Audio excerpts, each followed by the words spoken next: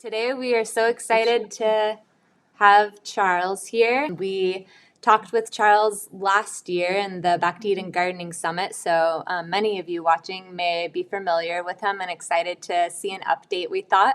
So we're so excited to have you back today, Charles. He's been up to a lot lately between writing a new book and doing a lot of new trials in his garden. So we're super excited to share with you and learn for ourselves what he has been up to as the kind of face of NoDig gardening. We have a lot in common, but also a lot to learn from Charles, what he's doing differently. Right. Good. Yeah, I mean, at the moment, the book isn't out yet, but by the time that this is airing, it's going to be available to buy. So we definitely wanted to recommend that you go and grab a copy. But your newest book is called No Dig, Nurture Your Soil to Grow Better Veg with Less Effort. And we were wondering if you could tell us a little bit about what is in that book. You want me to spill the beans? Not too much. Yeah. Okay. So it's a kind of combination of the two facets of my work, which is the one about no dig and how you start out if you've got a lot of weeds, that kind of thing, and then making compost because that's so much part of my work. And then from there, once you got those nice basic skills, it's a compendium of growing every single vegetable actually. Well, main seasonal vegetables and herbs as well. So it's a how to grow, but starting with that important fundamental of the soil, but without making it too complicated. It's like I like to think most of my work is like that. Explain it in simple terms because it's not complicated. It's just nature. It makes sense. Yeah, I loved the terminology that you used for describing this book, working in partnership with nature. I think that that's such a good way to think about growing in these kind of systems. That you're not exactly mimicking nature even because that would be unobtainable, but the too high of a standard. But to work in partnership and pay attention to what nature's doing. So I love It's a that. very easy thing to say that, but it's understanding nature is the difficult thing, isn't it? And how as you say, it doesn't happen out there just on its own that vegetables grow. For example, if we're talking about growing vegetables, we need to find out how to grow them both to best effect and also in the quickest way because so many of us are short of time. So a lot of my work is about that. It's about saving time and energy, which again fits with nature. That's how nature does it. It doesn't go for unnecessary complications. You won't walk through a forest and find a bed of carrots. So in some ways, we're kind of going against nature a little bit, but it's working out within those parameters of having reasonable expectations, and things are not always perfect. But nonetheless, actually, because you're working with the natural soil principles, you can get very respectable yields. I find, very decent harvest. We wanted to hear a little bit about last time that we talked, you mentioned that you were doing a long, like 10-year trial with no dig beds, pairing the dig beds. How is that going? What are the results that you're kind of seeing? It's so interesting because, like you say, it's in the 10th year now, and actually, I'd done it for 6 years previous in my old vegetable garden, 6 miles up the road. So, if you like, it's the 16th year now, and every year I learn something new. And this year, what I'm seeing is, I don't know why. Last year, the dig bed did quite well by comparison with the no dig. It almost caught up in terms of total yield. But this year it slipped back again. And why? I don't know. And particularly the onions and the peas in the middle of the beds, they're just awful on the dug soil and really strong on the no dig. Whereas we've had other plants like the beetroot. Maybe the roots are slightly nicer on the dig soil. I don't know why. There's just those little differences you notice all the time. Plants often look the same, but when we come to weigh them, they weigh a little bit more on the no dig. And that, for me, that's suggesting interesting things about maybe nutrient density. I would hesitate to kind of put that in writing. It's those kinds of things that you notice that you don't expect. That's what I find so interesting. I read that you said that basically, in addition to no dig gardening just being about not digging, it's about utilizing every inch of space that you have to its maximum growing potential. We were wondering if you could tell us some of your tips about how gardeners could be growing and eating food every day throughout the year. Cool. Well, it links to no dig and getting your soil in maximum fertility. So I start with a reasonable dose of compost, which I would call between 2 and 4 inches. And then going forwards, I'm putting on not much more than an inch a year, but I like to give the soil fertility a lift at the beginning because that lasts for a long time. And then you kind of know you're in a good place to begin with. And it also means that when you do your second plantings in the summer, succession planting for me is really key. And also interplanting, intersowing, close cropping, which links to multi-sowing. A lot of people are familiar with that now. It's just a beautiful method because you're sowing in clumps and you're planting in clumps, and the plants kind of stay with their friends.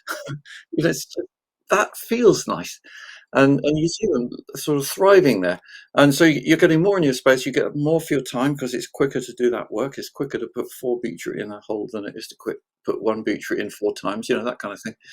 And then the proximity means they get on better. And what say in June and July, things that I'll do, for example, I'll plant celery and beetroot between lettuce, which are still cropping, and we still have a month of cropping. We pick the leaves every week. That's a very efficient way of getting a lot of leaves, a lot of salad from one sowing. And for 4 weeks, the beetroot or celery or even carrots that we've sown, parsnips even, this is in early June, they start growing, they're establishing. They don't need a lot of space and light and moisture. But suddenly, once you take the lettuce out, because they're finally rising to flower after maybe 11 weeks of harvest, the space is clear for the new planting, which is already established. In some cases, might be even 6 weeks old. If it's gone in a 3-week-old plant and it's had 3 weeks growing or whatever. And boy, do they motor at that point. I think they actually grow faster for having been put in together. That thing of companionship, companion planting. What is companion planting? And I think too often it's thought of in the sense of human terms, like some people or other people. And plants, in my experience with plants, it's more like all plants like other plants. What they don't like is being miles away from any other plant. They like proximity. But if you want to get a certain result, you've got to respect that, and not like if you sow your carrots too thick, you just get all leaf and no root. But if you get the right amount of proximity, you can get a surprising amount. And even like last year between my onions, as they're a month before the onions mature, they're pretty close spaced. I popped in some kale plants. And that worked really well, better than I thought, to be honest. You take out the onion, the kale's kind of hiding down there. It hasn't had a lot of light, but it's got its roots down. And that means that once the onions are cleared, you get a meteoric growth of the kale. And so you've had 2 substantial harvests in that same space in the year. And that, for me, is the way for any smaller gardener. On a farm scale, it would be slightly different. I'm sure you do it in different ways. But if you haven't got a lot of ground, it's surprising what you can get using these kinds of methods because you just keep planting, sowing, and cropping. And with NoDig, you haven't got any ground prep, no bed prep. You just twist plants out and the next lot grow. And we're putting on the compost just once a year. So that's a big time saver. And it means the fertility is always there. We're not thinking about feeding the plants at all. Yeah, it's really, it does become very simple once you kind of got your head around those kind of ways of doing it, I suppose. And kind of, I hate to say it, but ignoring a lot of the other advice that's out there. I don't understand derogatory, but I think we all tend to overcomplicate things if we're not careful, and it is very simple once you get to those core principles. That's very true, and yeah, that's definitely what we found as well. That there's so much that we don't understand yet about the even intelligence possibly of plants and how much they, through mycelial, fungi, can actually communicate with each other, and that they are more human-like in certain ways. That they grow well together, and kind of it makes sense that many things suffer. Yeah, yeah. What you said there is brilliant. You said, we acknowledge that we don't understand. I think that's a really good place to be. To know you don't know is actually very empowering because it gives you the openness to, like, what is this going on here? Last I'm putting in plants smaller and smaller, sort of transplants. We put in some really tiny spinach on 31st of August, right at the end of summer. And I was showing them to a guy who's another market grower a few days after that, and he just saw, tiny spinach. And then he happened to come back about 4 weeks later, and he saw these spinach, and they were like really big. Yeah, we should have picked them. The leaves were like dinner plates. And he said, "That's not the same spinach, is it?" It's like, he said, "There's something going on here." It's good soil and working with nature. It surprises me still. I love it. That's one of the things I love about growing and gardening, that the surprises that keep coming up. We wanted to talk a little bit more about the 5 ways that you tried of the breaking down wood chips, so people can learn what you liked about it. Oh, well, yeah, it's that word, wood chip. it hides so many possibilities and characteristics. I think it's quite a dangerous word, actually. I've come to realize, because there's wood chip and there's wood chip and there's wood chip. And I've come across by accident quite a few of the different types, and I can see more clearly now. This hasn't really been flagged up, and I'll put in a word for a guy called Brian Platt from Michigan, who contacted me via YouTube, and he's been very helpful at some of his trials. This is what I love about it. A lot of people out there are doing these kinds of experiments and trials, and I find YouTube actually is a great way to share it, particularly with you guys in the States, because I don't otherwise have huge contact. Quite a lot of my followers are in the States, and it seems wood's quite a big thing over there. And what's pushed me towards it is problems with manure. I used to use animal manure a bit more for fertility. I mean, I'm making most 2/3 of my compost is homemade now, but sometimes I would beef that up, so to speak, with a bit of like horse manure.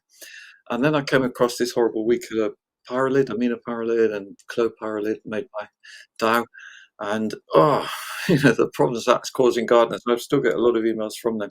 It's the herbicide put onto grass for hay, and it goes through the horse. I just don't get this. How can it not harm the horse?